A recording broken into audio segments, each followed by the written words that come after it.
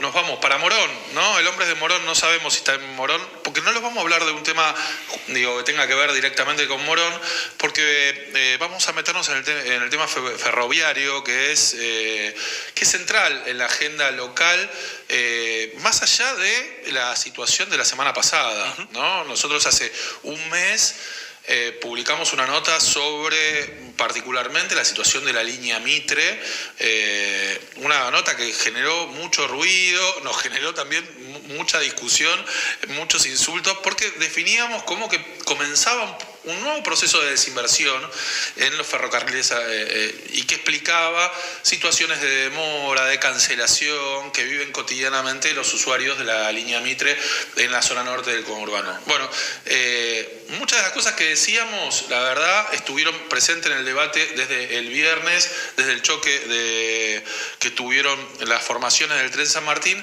Y para charlar un poco de esto, tenemos la suerte de hablar con alguien que ha tenido responsabilidades muy fuertes, que dirigió Trenes Argentinos hasta diciembre. Lamentablemente, las nuevas autoridades de Trenes Argentinos no hablan, las nuevas autoridades de la Secretaría tampoco hablan.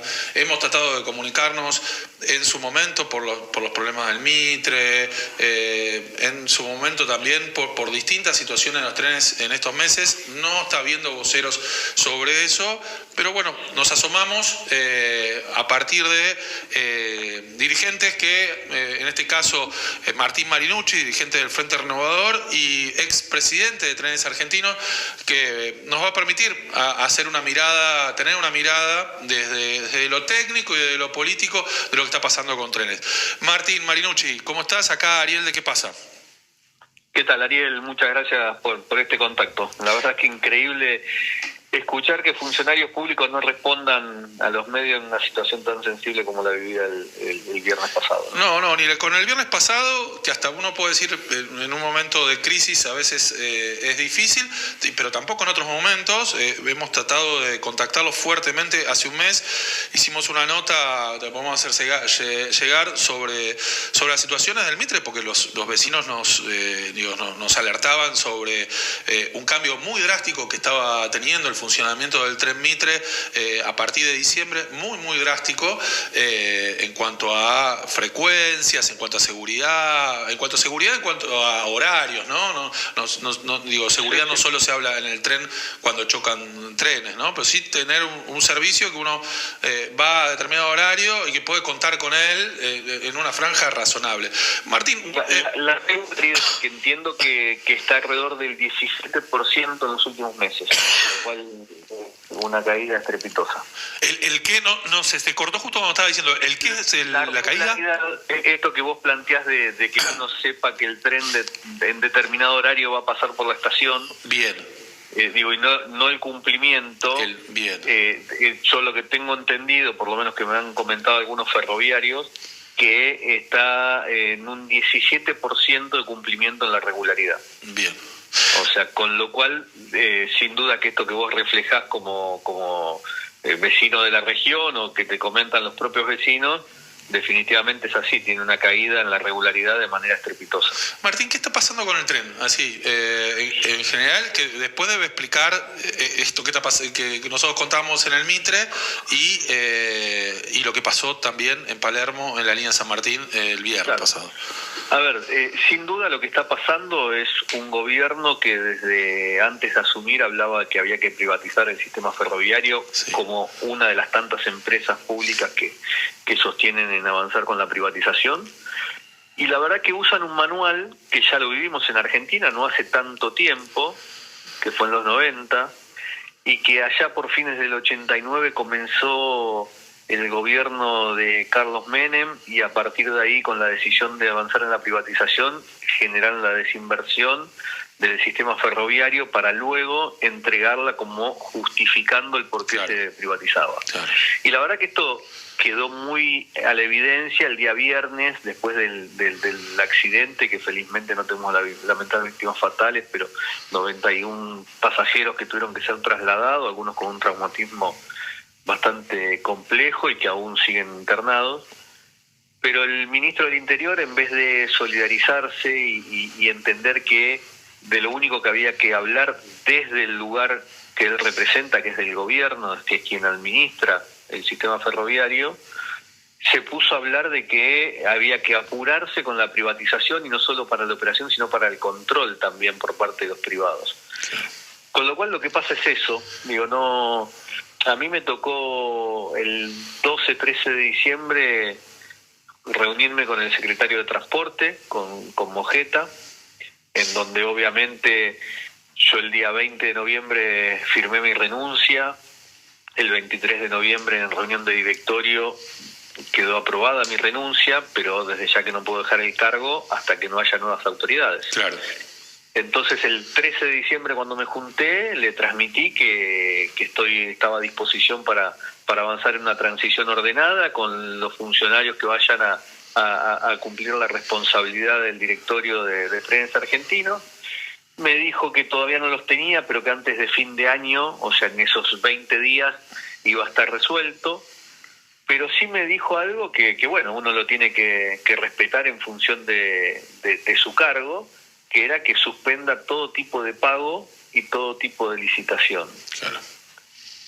Entonces, la verdad que si era por 20 días no había ningún problema. Cuando eso se extiende en el tiempo, porque terminaron conformando el directorio el 1 de febrero, pero definitivamente además es el día de hoy que de los 15.000 millones de pesos necesarios para hacer funcionar de manera segura el sistema ferroviario de pasajeros, han transferido esos 15.000 millones por mes, ¿no? Sí. Han transferido un promedio de 4.000 millones nada más por mes. Menos de un tercio de lo que el sistema necesita para un funcionamiento regular. Exacto, por lo menos esto que hemos vivido el viernes, garantizar la seguridad operacional, tener en stock el cable suficiente de algo que es recurrente, el robo de cables del sistema de señalamiento, pero que como es recurrente uno tiene que tener el stock y además reponerlo de manera inmediata, y no que hace más de 30 días que ese sistema de señalamiento no estaba funcionando. Claro. Entonces, cuando uno ve todo este suceso, definitivamente había una intención clara de desfinanciar el sistema ferroviario, de avanzar hacia un esquema de disminuir la regularidad, no generar los mantenimientos necesarios y acelerar el proceso de privatización o concesión del sistema ferroviario. Martín, te traslado algo que apareció mucho como te dije, en la nota que hicimos, generó mucho cuestionamiento, mucha gente que se enojó mucho con esa nota.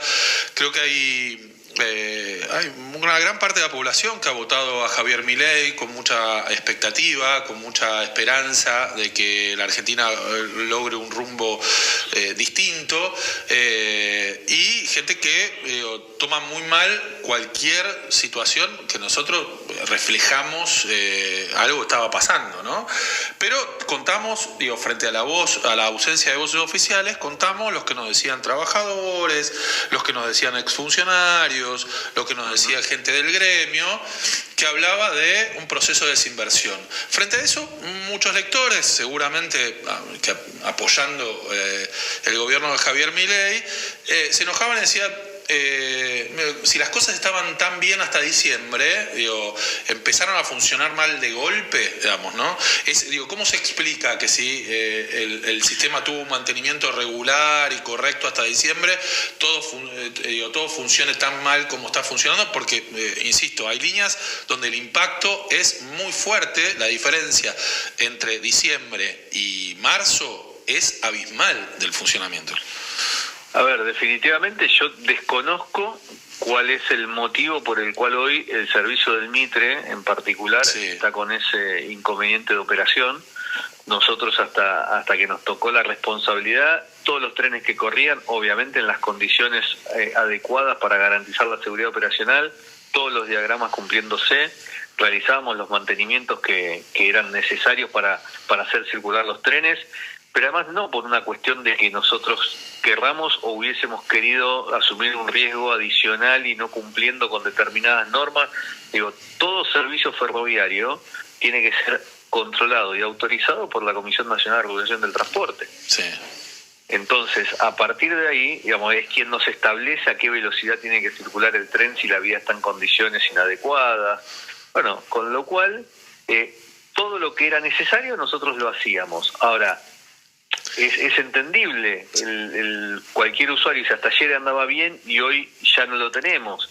Bueno, lamentablemente cuando hay una decisión de no envío de recursos, ha habido formaciones que no han salido por la falta de combustible, por la falta de gasoil en los servicios diésel.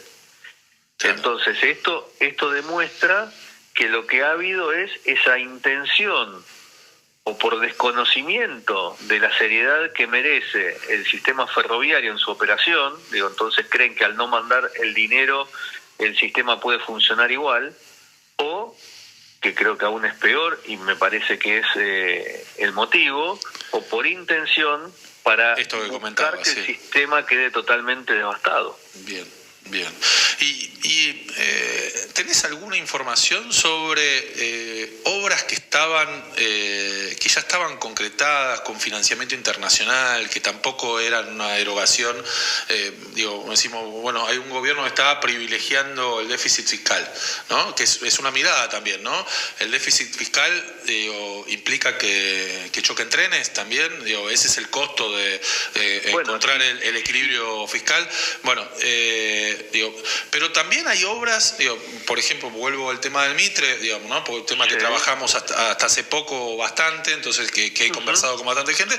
Había obras de renovación de las vías, de Retiro a Tigre. De Retiro a Tigre, exactamente. El tramo que falta, el que no se renovó cuando se hizo el Paseo del Bajo y todas las obras de la ciudad, entre Núñez y Tigre, ¿no? Que tenían financiamiento internacional y que estaba aprobada, ¿no?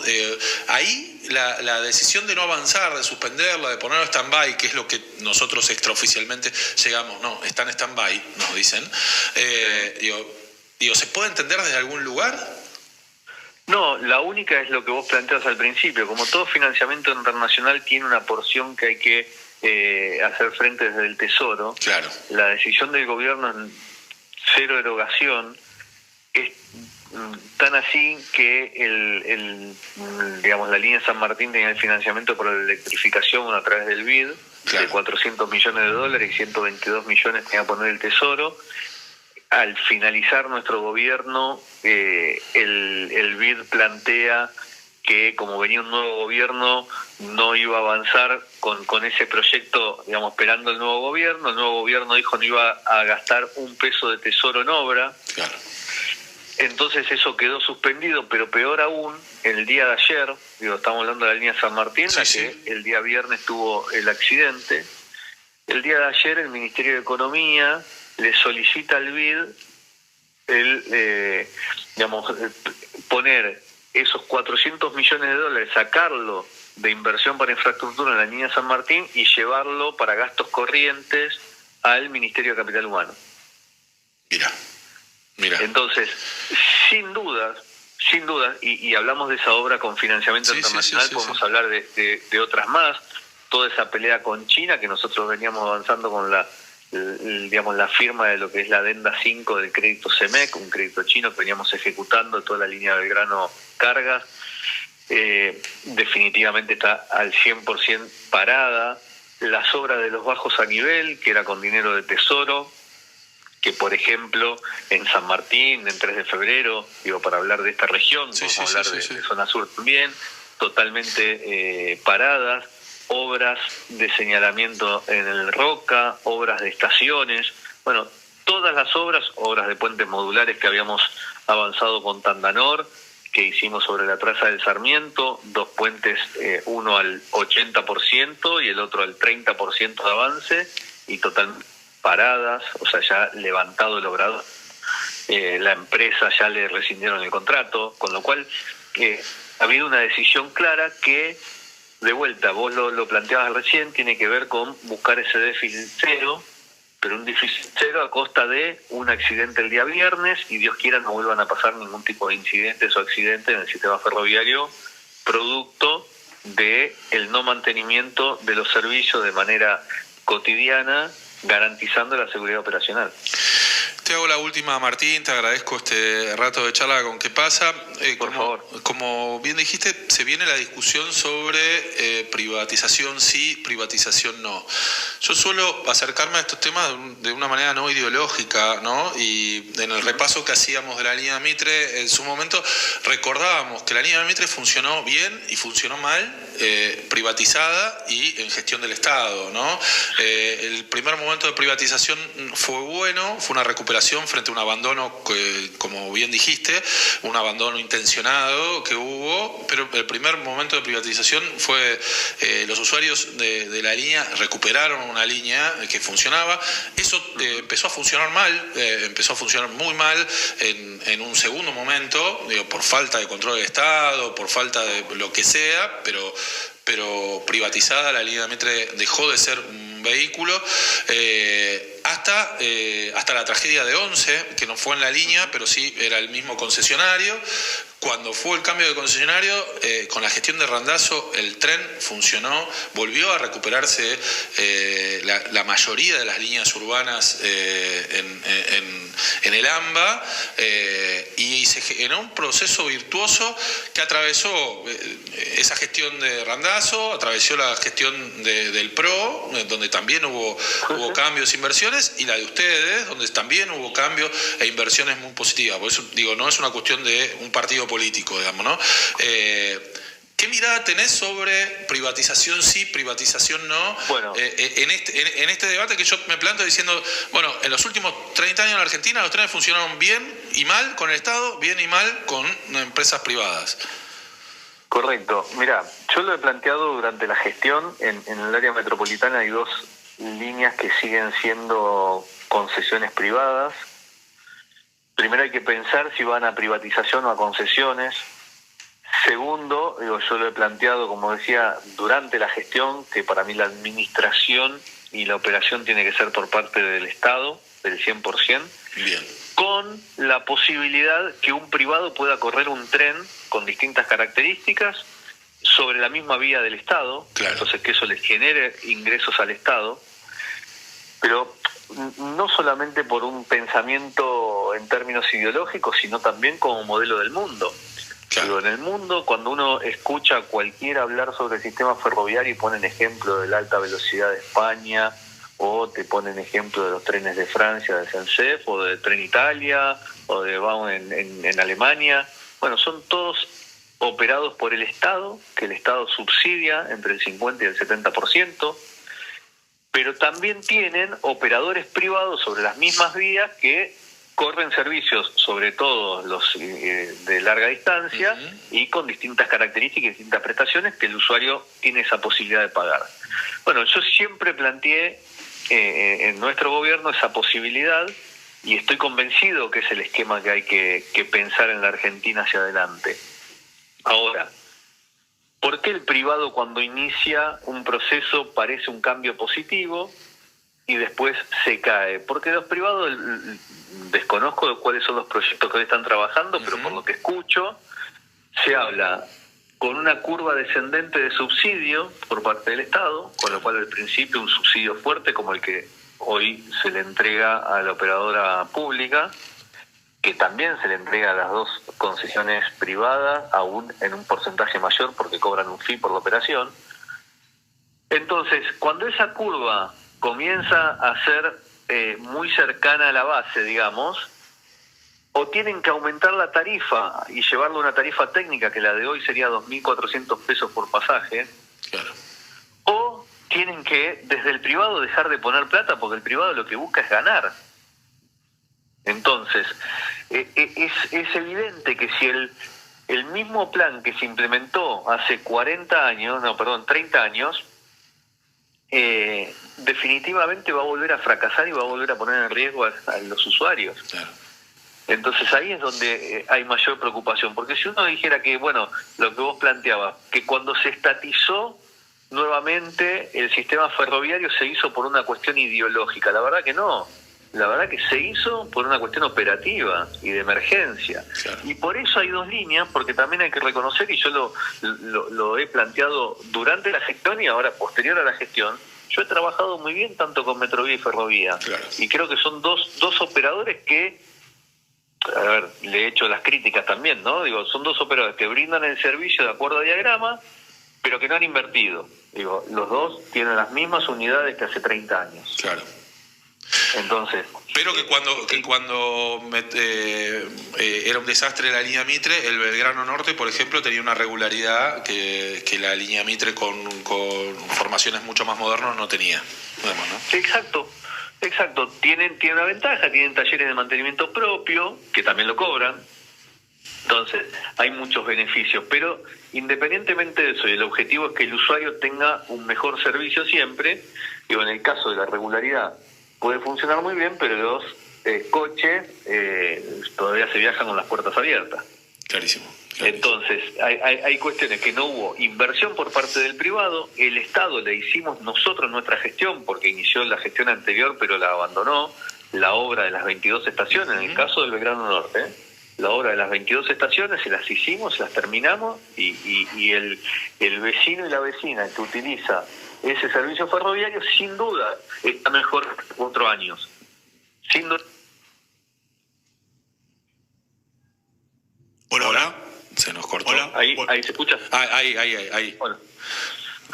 Con lo cual, digo, no es que es una pelea ideológica, lo que hay que desde el Estado sí o sí controlar y exigir en caso de concesión que sean operadores privados que operen sobre una vía pública. Bien, Martín. Te agradecemos, Martín. Ha sido muy clara la posición, muy claro llevar un poco de luz. Lamentamos no poder estar hablando hoy con los voceros de la empresa y agradecemos tu generosidad para abrirnos la mirada sobre lo que está pasando y también una reflexión sobre el futuro ferroviario en la Argentina. Gracias, Martín. Bueno, gracias por el contacto. Un abrazo grande. Martín Marinucci, referente del Frente Renovador, expresidente de Trenes Argentinos, compartiendo su mirada sobre la situación ferroviaria en la Argentina en el marco del accidente que hubo en la línea San Martín.